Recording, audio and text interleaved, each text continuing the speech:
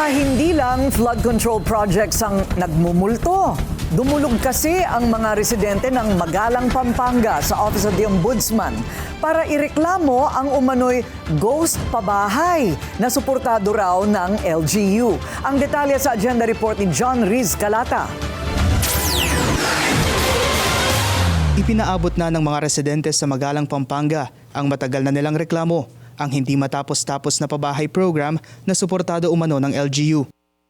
Inirereklamo nila sina dating Magalang Mayor Romulo Pecson at incumbent Vice Mayor LR Pecson dahil sa umano'y grave misconduct, serious dishonesty, abuse of authority at conduct prejudicial to the best interest of the service. Pinakakasuhan din ng graft ang mga respondent. Ayon sa isa sa mga complainant na si Solomon Roque, aabot sa mahigit 1,700 buyers umano ang nagbayad ng application, reservation, membership fees at buwanang amortization mula noong 2019. Sa RAFA, estimate namin mga nasa 10 milyon ang pinag-usapan na ibayad ng mga tao.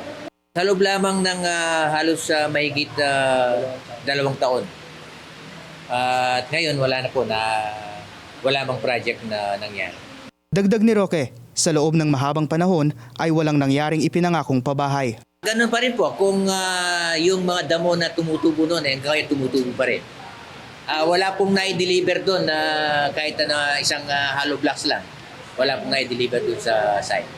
Dismayado ang Volunteers Against Crime and Corruption na tumulong sa mga complainant dahil mga kapuspalad ang higit na apektado ng umano'y scam.